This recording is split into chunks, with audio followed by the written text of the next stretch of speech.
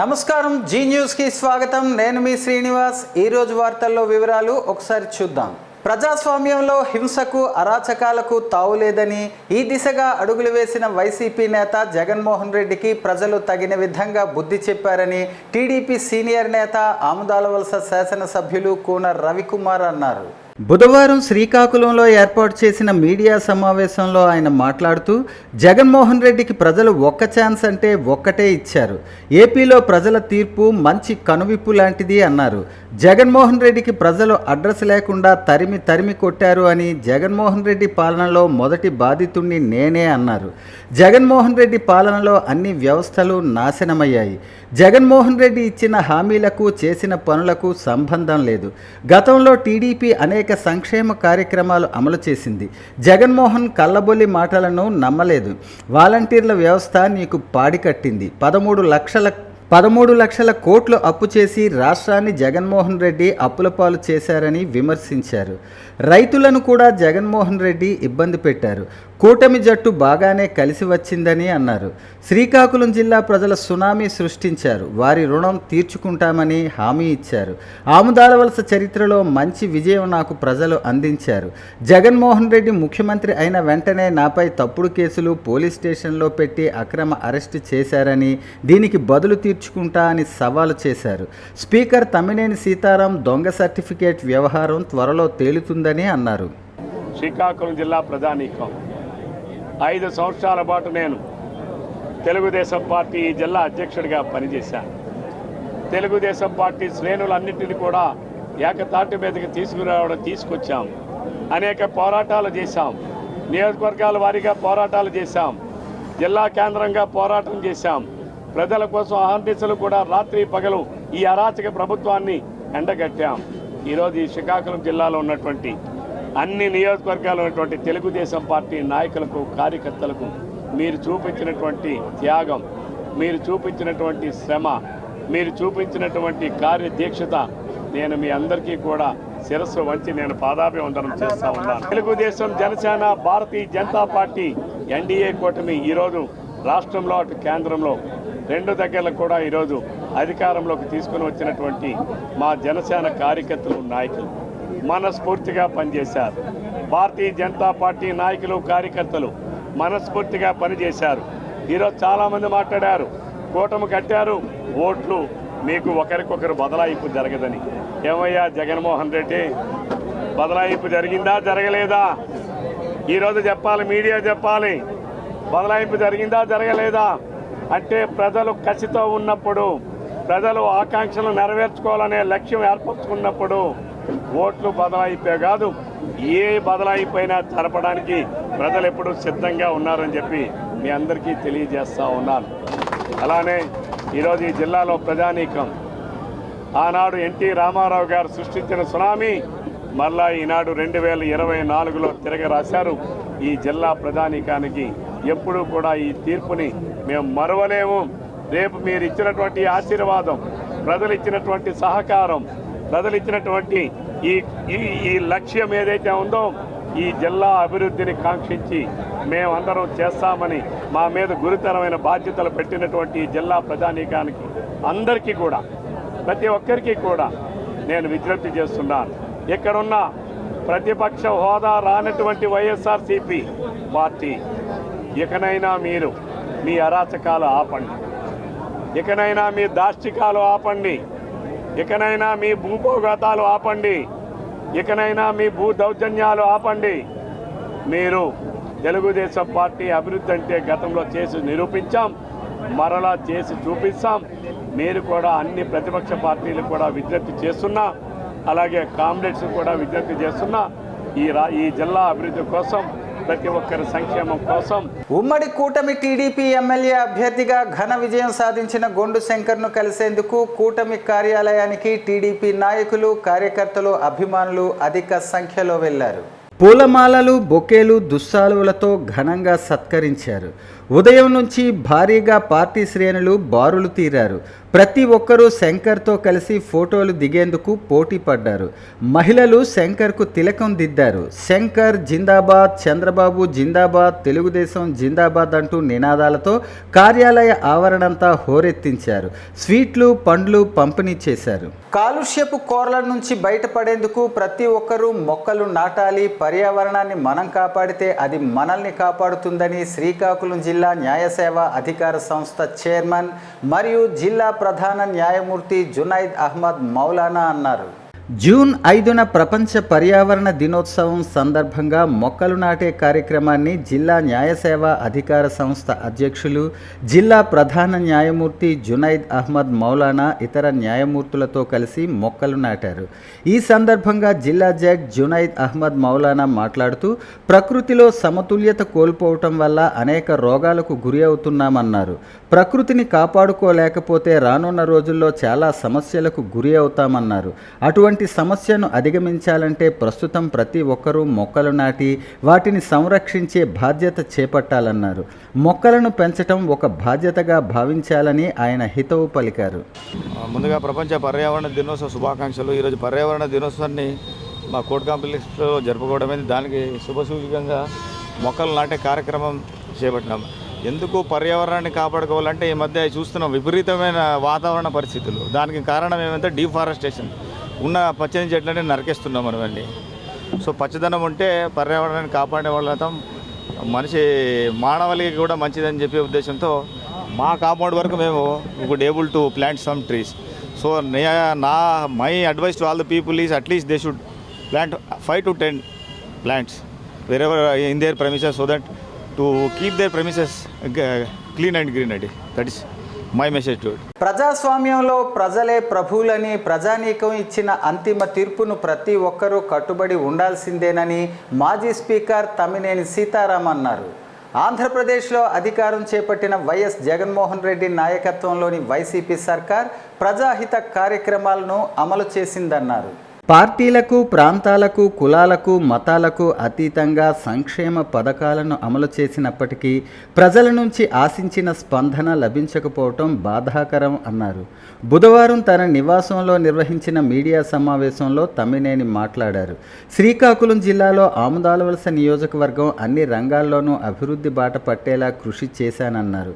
అయినప్పటికీ నియోజకవర్గ ప్రజానీకం ఇచ్చిన తీర్పును శిరసావహిస్తానన్నారు. ఎన్నికల ఫలితాలు నిరాశపరిచాయన్నారు. ఎన్నికల్లో గెలిచిన కూటమి అభ్యర్థులకు శుభాకాంక్షలు తెలిపారు. ప్రజల మనోభావాలకు అనుగుణంగా గెలిచిన అభ్యర్థులు నడుచుకుంటారని ఆశాభావం వ్యక్తం చేశారు. వైసీపీ ప్రభుత్వ పాలనలో లోపాలు తాము తెలుసుకుంటామని తెలిపారు. గత 5 ఏళ్లలో అనేక హామీలు నెరవేర్చడం జరిగిందన్నారు. రాబోయే 5 ఏళ్లు కూడా విజేతలుగా నిలిచిన అభ్యర్థులు వారి హామీలు నెరవేరుస్తారని కోరుకుంటున్నట్లు తెలిపారు. ఈ ఎన్నికల్లో వైసీపీ తరపున కష్టపడిన ప్రతి నాయకునికి, కార్యకర్తకి కృతజ్ఞతలు తెలిపారు. రాబోయే కాలంలో నియోజకవర్గంలో వైసీపీ నాయకులకు, కార్యకర్తలకు ఎల్లవేళలా అందుబాటులో ఉంటామన్నారు. వచ్చే 5 ఏళ్లు ప్రజల సమస్యల మీద ఎప్పటిలాగే పోరాటం చేస్తామని స్పష్టం చేశారు. వైసీపీ నాయకులు, కార్యకర్తలు అధైర్యపడవద్దు అని విజ్ఞప్తి చేశారు. మళ్ళీ కలిసికట్టుగా అందరం పార్టీ కోసం పనిచేద్దామని తమ్మినేని పిలుపునిచ్చారు. ఇంత పర్సెంటేజ్ ఆఫ్ ఓట్ తో మనం ఉన్నాం.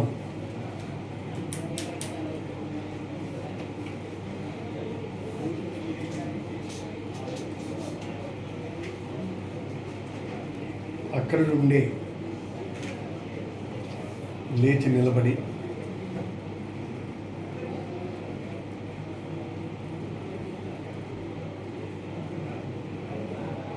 స్లోగా అడుగులు వేసుకుంటూ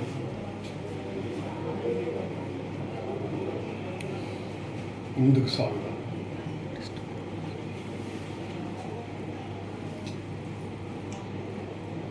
తర్వాత ఏదైతే కూటమి అభ్యర్థులు గెలిచారు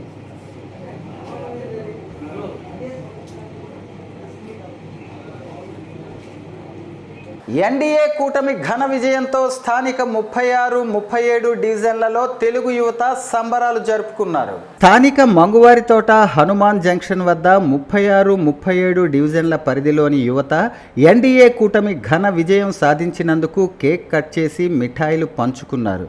మందుగుండు సామగ్రి కాల్చి సంబరాలు జరుపుకున్నారు. జై చంద్రన్న, జై పవన్ కళ్యాణ్, జై మోడీ అంటూ నినాదాలు చేశారు.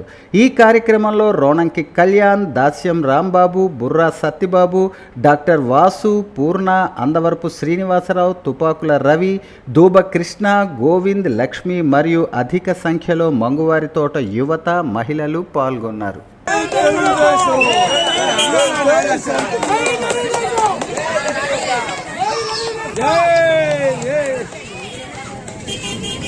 పిల్లలు చాలా మంది వాళ్ళకిచ్చి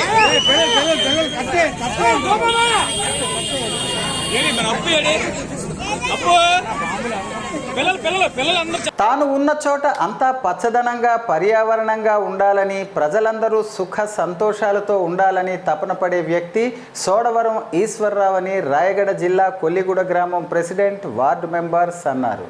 ప్రపంచ పర్యావరణ దినోత్సవం సందర్భంగా బుధవారం ఉదయం రాయగడ పంచాయతీ కొల్లిగూడ గ్రామానికి చెందిన శ్మశాన వాటికలో స్వచ్ఛందంగా రావి చెట్లను, మామిడి చెట్లను, జామి చెట్లను, బాదం చెట్లను నాటడం జరిగిందని అన్నారు. అదేవిధంగా ఎన్నో రకాలుగా పర్యావరణం రక్షించటం కోసం ప్లాస్టిక్ కవర్లను, డిజిటల్ ఫ్లెక్స్ బ్యానర్లను వాడవద్దని, గుడ్డ సంచులను, క్లాత్ బ్యానర్లను మాత్రమే వాడాలని వివరించటం మాకు ఎంతగానో స్ఫూర్తిదాయకం అయిందని అన్నారు. అదే కాక మొక్కలను నాటమని, ఇంటి ముందు ఖాళీ స్థలాలను, మట్టి పెళ్లలను ఉంచేలా చూడాలని, ప్లాస్టింగులు చేయొద్దని, ప్లాస్టింగులు చేసి పర్యావరణ నాశనం చేయొద్దని సూచించారని అన్నారు. అలాగే మాకు పర్యావరణ దినోత్సవంపై పలు అవగాహన, పలు ఆసక్తికర మాటలను వివరించారని అన్నారు. ఈ కార్యక్రమంలో Eshwar arts and digital Sodavaram Eswar Rao మాట్లాడుతూ పిల్లలకు మంచిగా చదివించుకోవాలని, అలాగే గ్రామ పరిసరాలను శుభ్రంగా ఉంచుకోవాలని, అందరూ సమానత్వంతో కలిసిమెలిసి ఉండాలని కోరారు. ఈ కార్యక్రమంలో గ్రామ వార్డు మెంబర్ అరసాడ భాస్కర్ రావు, బొచ్చ మధుసూదన్, కళ్యాణ సుభాష్, కోట రమేష్, ఉర్లాపు ప్రతాప్, బండి సుభాష్, బొచ్చ విజయ్, ఉర్లాపు చిన్న, పెంట తేజ, ఉర్లాపు శ్రీను తదితరులు పాల్గొన్నారు. శ్రీకాకుళం నగరంలో అన్ని స్థానాలు కైవసం చేసుకుని విజయ ఢంకా మ్రోగించిన కూటమి ప్రభుత్వానికి శుభాకాంక్షల వెల్లువల తాకిడితో టీడీపీ కార్యాలయాలు, అభ్యర్థుల ఇళ్ల వద్ద జన సంచారంతో ఎక్కడ చూసినా టీడీపీ జెండాలు రెపరెపలాడుతూ కనిపిస్తున్నాయి. కార్యకర్తలు భిన్నంగా గెలుపు సంబరాలను చేసుకుంటున్నారు. ఆంధ్రప్రదేశ్ శాసనసభ, పార్లమెంట్ ఎన్నికల విజయ దుందుభిం రోగించిన కూటమి అయినటువంటి టీడీపీ, జనసేన, బీజేపీ పెద్దలకు శ్రీకాకుళం శాసనసభ కూటమి అభ్యర్థి, dynamic leader Gondu Shankar, youth icon MP Kinjarapu Rammohan Naidu విజయం సాధించినందుకు శుభాకాంక్షలు తెలుపుతూ హడ్కో కాలనీకి చెందిన టీడీపీ కార్యకర్త తాళాబత్తుల శ్రీనివాసరావు పేద ప్రజలకు పలు ముఖ్య కూడలిలో సుమారు 200 మందికి అన్న వితరణ చేపట్టారు. అనంతరం మాట్లాడుతూ యంగ్ లీడర్ గొండు శంకర్ గెలుపు మరోరానిదని, ఆయన కళ నెరవేరిందని ఆనందంగా ఉందని అన్నారు. గత కొన్ని సంవత్సరాల నుంచి ఆయన ప్రజా నాడి తెలుసుకున్నారని, సేవా తత్పురుషుడని, నిత్యాన్నదానంలో ఆయన చేసిన సేవకు ఎంత చెప్పినా తక్కువే అన్నారు. ఈరోజు ఆయనను స్ఫూర్తిగా తీసుకుని అన్నదాన వితరణ చేపట్టానని, గొండు విజయాన్ని ఈ విధంగా జరుపుకోవటం చాలా ఆనందంగా ఉందన్నారు. ఈ కార్యక్రమంలో టీడీపీ కార్యకర్త తాళాబత్తుల శ్రీనివాసరావు కుటుంబ సభ్యులు Lakshmi, Pavan Kumar, B Ravi, K Ashok, D Ganesh తదితరులు పాల్గొన్నారు. చెప్పండి. రాష్ట్రంలో 2024 రాష్ట్రంలో, ఆంధ్రప్రదేశ్ రాష్ట్రంలో శాసనసభ సభ్యులు మరియు పార్లమెంట్ సభ్యులు ముగ్గురు కూడా కూటమిగా విజయ దిందుకు ఉపయోగించారు. కాబట్టి రాష్ట్రంలో ఉన్న పెద్దలకు, లోకల్గా ఉన్నటువంటి శాసనసభ్యులు గొండు శంకర్ గారికి శుభాకాంక్షలు తెలియజేస్తూ ఈ కార్యక్రమం చేపట్టడం జరిగింది. మీ పేరు? శ్రీనివాసరావు, హట్కో కాలనీ, టీడీపీ కార్యకర్త. సుమారు ఎంతమంది పొందుతున్నారు? నేను ఒక 70 మెంబర్స్ పొందుతాను. ముద్దు ముద్దు మాటలు, చిన్నారి బోసు నవ్వులు, అల్లరిగా ఆనందంగా గడపాల్సిన 6 ఏళ్ల బాలుడు విధి రాతతో పోరాటం చేస్తున్నాడు. వింత వ్యాధితో బాధపడుతూ బాలుడి కష్టాన్ని చూసి ఓర్వలేక బాలుని తల్లిదండ్రులు రోధిస్తున్నారు. బాలుణ్ణి బాగా చూసుకుని మురిసిపోవలసిన తల్లిదండ్రులు ఆర్థిక సాయం కోసం ఎదురు చూస్తున్నారు. శ్రీకాకుళం జిల్లా బూర్జ మండలం మర్రిపాడు గ్రామానికి చెందిన జంపా త్రినాథరావు గాయత్రిల కుమారుడు జంపా చైతన్య వయసు 6 సంవత్సరాలు. అల్లారు ముద్దుగా పెంచుకున్న కుమారుడికి విధిరాతతో అరుదుగా వచ్చే పోస్ట్ SSPE అనే వ్యాధితో గత 5 సంవత్సరాల నుంచి బాధపడుతున్నారు. చిన్నారిని చికిత్స నిమిత్తం శ్రీకాకుళం స్థానిక బగ్గు సరోజినీదేవి వైద్యశాలలో చూపించగా బాలుణ్ణి పరిశీలించిన వైద్యులు విశాఖపట్నం ఓమ్ని RK వైద్యశాలకు తీసుకువెళ్లాలని సూచించగా ఈ వ్యాధి బయటపడింది. ఈ వ్యాధికి ఆరోగ్యశ్రీ వర్తించకపోగా తండ్రి పేద కుటుంబం కావటంతో ఉన్న ఇంటిని బయట ఇప్పటి వరకు అప్పులు చేసి కుమారుని వైద్యం కోసం నెట్టుకొచ్చారు. బాలుడు నడవలేడు, కూర్చోలేడు, తినలేడు, మాట్లాడలేడు. వినిపించినా కనపడనట్లే ఉండి గుండెలు కొట్టుకుంటారని తల్లిదండ్రులు వాపోయారు. ఇదిలా ఉంటే పూర్తిగా వ్యాధి నయమయ్యే మార్గాలు చాలా తక్కువ. దీనికి పూర్తి మందులు కూడా లేవని వైద్యులు చెప్పడంతో కొంతమంది వైద్యుల సలహాతో పూణేలో centre for life sciences homeotherapy doctor Vaswal Gunwant ఆధ్వర్యంలో చికిత్స పొందుతున్నారు. వెళ్ళి అక్కడ ఉండే స్తోమత లేక వైద్యుల సలహా మేరకు ప్రతి నెల ఒకసారి బాబుతో పాటు పూణే వెళ్ళి వస్తున్నారు. ప్రతి నెల సుమారు మందులకు 15,000 వరకు అవుతుందని తల్లిదండ్రులు తెలిపారు.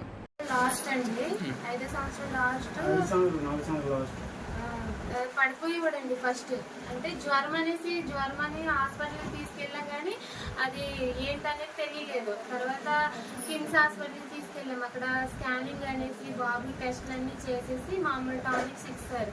కానీ అంత మీద కూడా తగ్గలేదండి బాబుకి. అది తగ్గపోగా మళ్ళీ ఊళ్ళో జనాలు ఏంటంటే ఈ పలానా హాస్పిటల్కి వెళ్ళండి అని చెప్తే బొగ్గు సరోజినీదేవి హాస్పిటల్కి వెళ్ళామండి.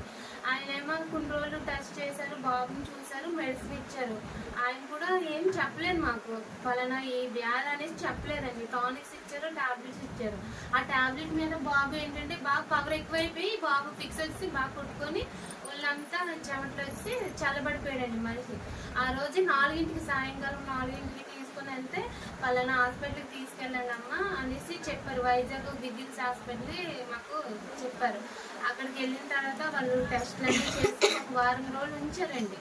వారం రోజులు ఉంచిన తర్వాత ఆ డాక్టర్ ఏమన్నారంటే మాకు ఏ వ్యాధి అనేది నిర్ధారణ చెప్పలేకపోతున్నామమ్మా, ఈ బాబుకు ఒక టెస్ట్ చేయాలి, ఆ టెస్ట్ చేస్తే దాని ద్వారా అది వ్యాధి అని మాకు కన్ఫర్మ్ అవుతుందని వాళ్ళు చెప్పారండి.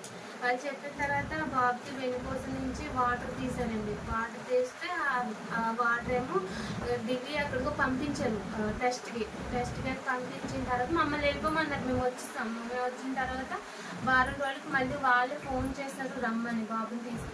బాబుని తీసుకొని వెళ్ళామండి. బాబుని తీసుకొని వెళ్తే ఇది SSP అమ్మ, బ్రెయిన్ వైరస్, ఇది వెన్నుపూస నుంచి వాటర్ ద్వారా అది బ్రెయిన్కి సోకిందని చెప్పారండి. అది పుట్టినప్పటి నుంచే ఉన్నదంట, అది చిన్నగా పెరుగుతూ బాబుకి ఇప్పుడు ఇలా తీసిందని చెప్పారండి.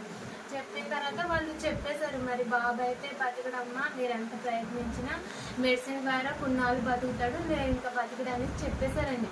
మమ్మల్ని ఇంకా అక్కడికి రావద్దని కూడా చెప్పేశారు. కానీ మేము కొన్నేళ్ళు తిరిగామండి. మా బాబు మాకు కావాలనేసి బాగా పైన జ్వరం వచ్చినా వైజాగ్ తిరుగుతూనే ఉన్నామండి.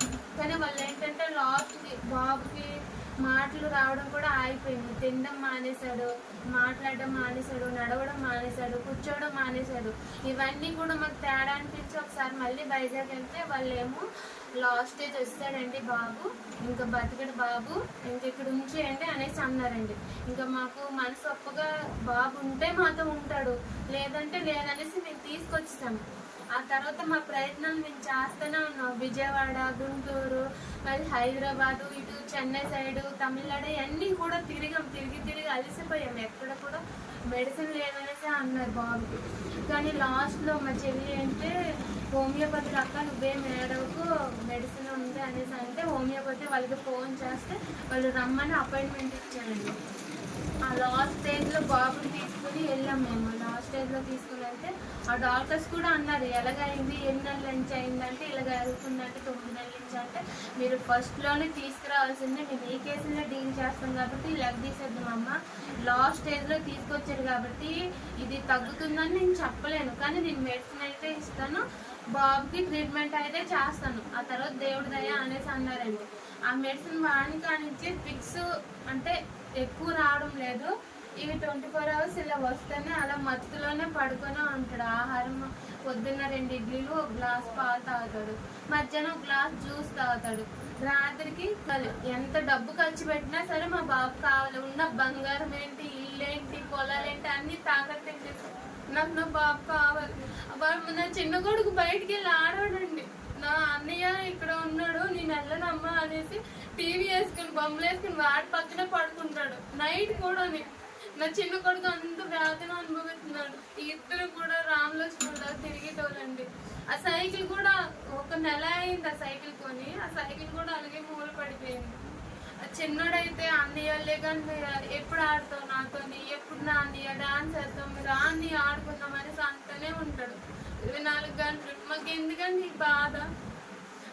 వార్తలు సమాప్తం. మళ్ళీ తర్వాత బులెటిన్లో కలుసుకుందాం. నమస్కారం.